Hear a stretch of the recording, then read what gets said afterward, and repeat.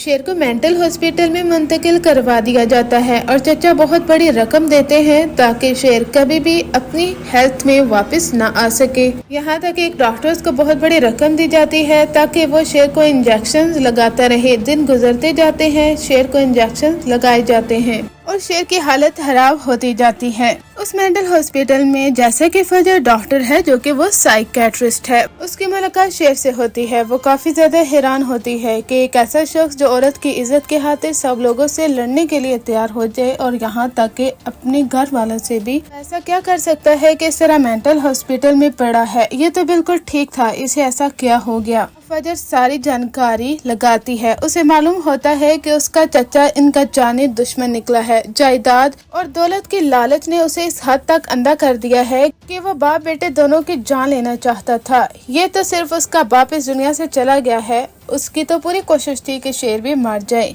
अब जब फजर को सारी हकीकत मालूम होती है तो वो ठान लेती है कि वो शेर का प्रॉपर इलाज करेगी, उसे दोबारा से जिंदगी की तरफ लेकर आएगी। उसे वो बात याद आती है कि जब शेर ने उसकी मदद की थी तो उसने कहा था कि जिंदगी में एक मौका जरूर आएगा जब मैं तुम्हारे एहसान को जरूर वापस करूंगी, यानी जिंदगी में कहीं ना कहीं मैं तुम्हारी मदद करूंगी। शेर ड्रामे में एक और ट्विस्ट उस वक्त आता है जब फजर के बाबा को मालूम हो जाता है कि फजर जिस हॉस्पिटल में है वहाँ पर शेर एडमिट है और फजर उसका इलाज कर रही है। उसके बाबा को काफी गुस्सा आता है।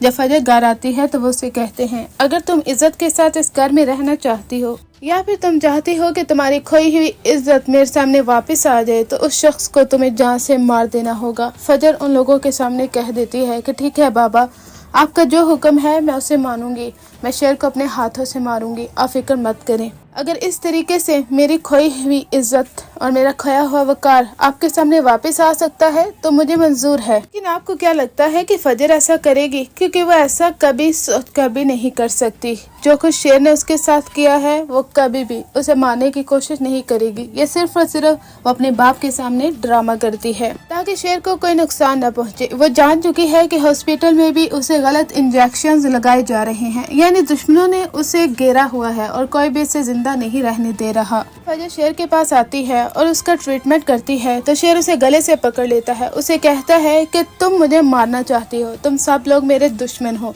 फजर कहती है कि तुम ऐसा सोच भी कैसे सकते हो कि मैं तुम्हारी दुश्मन हूँ। शेर, होश संभालो, अक्ल से काम लो। मैं तुम्हें जिंदगी की तरफ वापस लौटाना चाहती हूँ और तुम हो कि मुझ पर इल्जाम लगा रहे हो। मैं तुम्हारी जान को बचाना चाहती हूँ। मैं चाहती हूँ कि तुम अपने बाप की मौत का बदला अपने चचा और उनके बेटों से लो।